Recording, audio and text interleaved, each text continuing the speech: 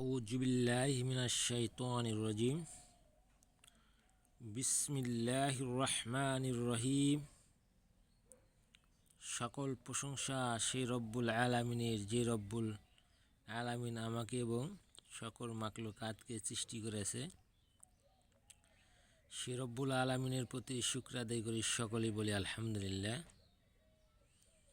প্রিয় দর্শক ভাই ও বোনেরা, আজকে আমি আপনাদের মাঝে ছোট্ট একটি তদবির নিয়ে হাজির হয়েছি। তদবিরটি হলো ছোট বাচ্চার কান্না থামানোর মন্ত্র। অনেক সময় আমরা দেখি যে ছোট বাচ্চা বুকে দুধ খেতে গিয়ে ক্রন্দন করে, তাকে অনেক জারা ফিকা দেওয়া হয় বা জারা ফিকার মাধ্যমে তাও বাচ্চা ক্রন্দনই করতে থাকে বা ভালো হয় না। যারা জারা ফিকা দিতে ব্যর্থ হয়ে গিয়েছেন বা জারা ফিকাতেও কাজ হচ্ছে না আপনার সন্তানের, যে ছোট বাচ্চা দীর্ঘদিন যাবৎ ক্রন্দন করে যাচ্ছে, বুকে দুধ খায় না, মায়ের কোলে থাকতে চায় না, ক্রন্দন করে, তারা এই তদবিরটি করতে পারেন।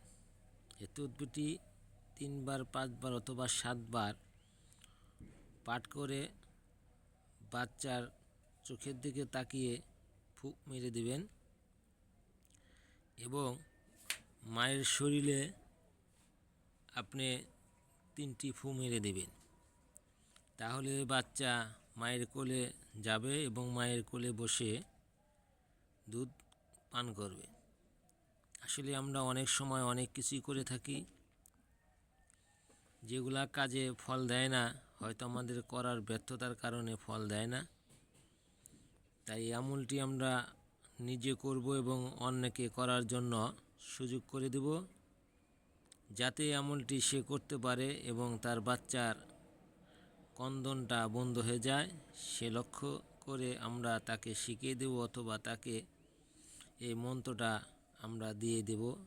যাদের স্ক্রিনশট মেরে রেখে দেওয়া দরকার, তারা স্ক্রিনশট মেরে রেখে দিতে পারেন এবং এই আমলটা মুখস্থ করে নেবেন। মুখস্থ করে নিয়ে তারপরে আপনারা পরে ফু দিবেন। যারা আমার চ্যানেলটা সাবস্ক্রাইব করেন নাই, সাবস্ক্রাইব করে দিবেন এবং আমার চ্যানেলের সাথে থাকবেন। আমি আপনাদের মাঝে দীর্ঘদিন ধরে প্রায় গুরুবিদ্যা মন্ত্রগুলো নিয়ে হাজির হয়েছি এবং গুরুবিদ্যা মন্ত্রগুলো আপনাদেরকে আমি দিচ্ছি। আপনাদেরকে এর আগে যে মন্ত্রগুলো দিয়েছি সরাসরি বই থেকে, এখন যে মন্ত্রগুলো দিচ্ছি সরাসরি গুরুবিদ্যা, যে গুরুবিদ্যার কাছ থেকে, গুরুবিদ্যা আমি যে ওস্তাদের কাছ থেকে শিখেছি, সেই ওস্তাদের এই দেওয়া মন্ত্রগুলাই আপনাদেরকে দিচ্ছি, যাতে আপনারা কাজ করতে পারেন। আর যারা বিভিন্ন ধরনের কাজ করাতে চান, তারা স্ক্রিনে দেওয়া নিচে নাম্বারে যোগাযোগ করে অবশ্যই ফোন দিয়ে কথা বলবেন এবং পরামর্শ করবেন এবং পরামর্শ করে বিষয়গুলো জেনে নেবেন। এবং যারা জানেন না, তারা আপনার আশেপাশে যদি কোনো ওস্তাদ বা গুরু থাকে, তার কাছে পরামর্শ নিয়ে কাজটি করার চেষ্টা করবেন।